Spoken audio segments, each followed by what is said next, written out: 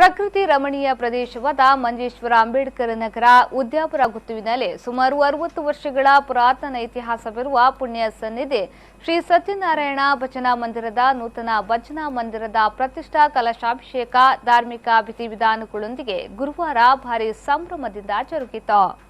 ಬುಧವಾರದಂದು ಹೊಸಬೆಟ್ಟು ಶ್ರೀ ರಾಧಾಕೃಷ್ಣ ಭಜನಾ ಮಂದಿರದಿಂದ ಹೊರಟ ಹಸಿರುವಾಣಿ ಹೊರೆಕಾಣಿಕೆ ಮೆರವಣಿಗೆ ಸತ್ಯ ನಾರಾಯಣ ಭಜನಾ ಮಂದಿರಕ್ಕೆ ತಲುಪಿತು. ಭಜನಾ ಮಂದಿರದಲ್ಲಿ ಭಕ್ತಾದಿಗಳನ್ನ ಚೆಂಡೆ ಹಾಗೂ ವಾಲಕದೊಂದಿಗೆ ಸ್ವಾಗತಿಸಿ ಹೊರೆ ಕಾಣಿಕೆಯನ್ನ ಸಮರ್ಪಿಸಲಾಯಿತು.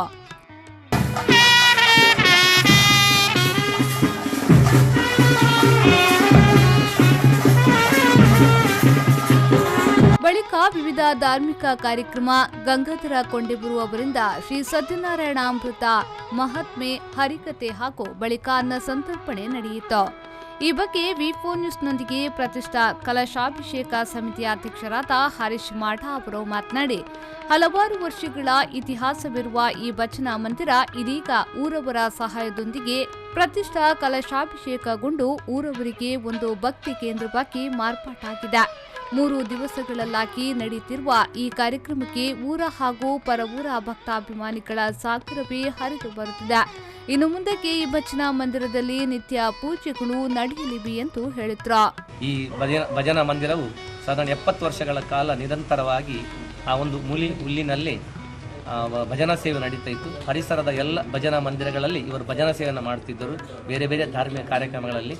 ಆದರೆ ಇವತ್ತಿನ ಒಂದು ಕಾಲಘಟ್ಟದಲ್ಲಿ ಈ ಪ್ರದೇಶದ ಅಂಬೇಡ್ಕರ್ ನಗರದ ಈ ಪ್ರದೇಶದ ಎಲ್ಲ ಭಗವದ್ಭಕ್ತರು ಊರಿನ ಸಮಸ್ತ 4 ಗ್ರಾಮಸ್ಥರನ್ನು ಸೇರಿಸಿಕೊಂಡು ಅದಕ್ಕೆ ಬೇಕಾದ ಜೀರ್ಣೋದ್ಧಾರ ಸಮಿತಿಯನ್ನು ಮಾಡಿಕೊಂಡು ಬಡಜಗೂಡು ಗೋಪಾಲಕೃಷ್ಣ ತಂತ್ರಿಗಳ ನೇತೃತ್ವದಲ್ಲಿ ಈ ಒಂದು ಭಜನಾ ಮಂದಿರದ ಪುನರ್ ನಿರ್ಮಾಣ ಮಾಡಿ ನಿನ್ನೆ ಬಹಳ ವಿಜೃಂಭಣೆಯ ಎಲ್ಲ ಸಂಘ ಸಂಸ್ಥೆಗಳ ಹೊರೆಕಾಣಿಕೆಯೊಂದಿಗೆ ವಿಜೃಂಭಣೆಯ ಹೊರೆಕಾಣಿಕೆ ನಡೆದು ನಂತರ ಬಡಜಬುಡು ಗೋಪಾಲ ತಂತ್ರಿಗಳ ನೇತೃತ್ವದ ವಿವಿಧ ವೈದಿಕ ಧಾರ್ಮಿಕ ಕಾರ್ಯಕ್ರಮಗಳು ನಡೆದು ಇಂದು ಶ್ರೀ ಸತ್ಯನಾರಾಯಣ ದೇವರ ಪ್ರತಿಷ್ಠಾ ಕಲಶಾಭಿಷೇಕ ಕಾರ್ಯಕ್ರಮ ನಡೆಯಲಿದೆ.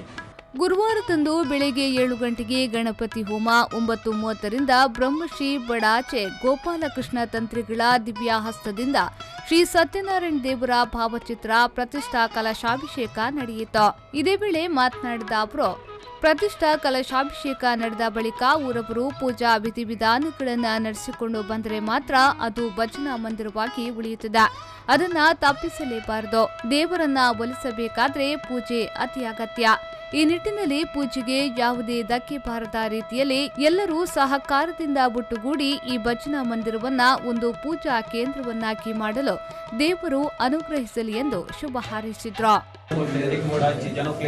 ನಿರ್ಣಯ ಸಮಿತಿ ನಿರ್ಮಾಣ ಮಂದಿರ ದೇವರ ನಿರ್ಮಾಣ ಗೋಡೆದಾಗ ಕಿರಿಮುತ್ತ ಗೋಡನಾಥ ಸಂಸ್ಕಾರ ಕ್ರಿಯೆ ಮನುಷ್ಯರಿಗೆ ಸಂಸ್ಕಾರ ಮಾಡುವುದು ಅದೇ ರೀತಿ ದೇವರ ಪ್ರತಿಷ್ಠಾನ ನಿತ್ಯ ನಿಮಿತ್ತಿಕ ಆರಾಧನೆ ವಿಧಿ ವಿಧಾನ ನಿಯಮಗಳು ಆ ಅನುಸಾರವಾದ ದೇವರ ಪ್ರತಿಷ್ಠಾ ಕ್ರಿಯೆ ಅವು ಪೊರ್ಲು ರೀತಿ ನಿರಂತರವಾಗಿ ನಡೆದುಕೊಂಡು ರಾಯಗಂಡ ದೇವರಿಗೆ ಪ್ರತಿಷ್ಠಾ ಮಂತ್ರಗಣೆ ದೇವರ ನಾವು ಪ್ರಾರ್ಥನೆ. ಇದೇ ಸಂದರ್ಭ ಮಾಣಿಲ ಶ್ರೀಧಾಮದ ಮೋಹನ್ದಾಸ್ ಸ್ವಾಮೀಜಿ ಸಾನ್ನಿಧ್ಯದಲ್ಲಿ ಧಾರ್ಮಿಕ ಸಭೆ ನಡೆಯಿತು. ನಂತರ ಧಾರ್ಮಿಕ ಮುಂದಾಳು ಕೃಷ್ಣ ಶಿವಕೃಪಾ ಅವರಿಂದ ಧಾರ್ಮಿಕ ಉಪನ್ಯಾಸ ನಡೆಯಿತು. ಈ ಸಂದರ್ಭ ಸುಳ್ಯ ಶಾಸಕರಾದ ಸಂಗಾರ, ಕೃಷ್ಣ ಉಚ್ಚಿಲ್, ಗೋಪಾಲ್ ಶೆಟ್ಟಿ, ಅರಿಪೈಲು ಮೊದಲಾದವರು ಮುಖ್ಯ ಅತಿಥಿಗಳಾಗಿ ಉಪಸ್ಥಿತರಿದ್ದರು. ಬಳಿಕ ಅನ್ನ ಸಂತರ್ಪಣೆ, ಸಂಜೆ ಸ್ಥಳೀಯ ಪ್ರತಿಭೆಗಳಿಂದ ನೃತ್ಯ ವೈಭವ ನಡೆಯಿತು. ಶುಕ್ರವಾರದಂದು ಭಜನಾ ಮಂಗಲೋತ್ಸವದಿಂದ ಆರಂಭಗೊಂಡು ಬಳಿಕ ಪ್ರಸಾದ ವಿತರಣೆಯೊಂದಿಗೆ ನೂತನ ಭಜನಾ ಮಂದಿರದ ಪ್ರತಿಷ್ಠಾ ಕಲಶಾಭಿಷೇಕ ಸಮಾಪ್ತಿಗೊಳ್ಳಲಿದೆ. ಗುರುವಾರದಂದು ನಡೆದ ಪ್ರತಿಷ್ಠಾ ಕಲಶಾಭಿಷೇಕದಲ್ಲಿ ಸಹಸ್ರಾರು ಭಕ್ತರು ಪಾಲ್ಗೊಂಡಿದ್ರು. ರೆಹಮಾನ್ ಉದ್ಯಾಪುರ, ವಿ4 ನ್ಯೂಸ್ 24/7 ಮಂಜೇಶ್ವರ.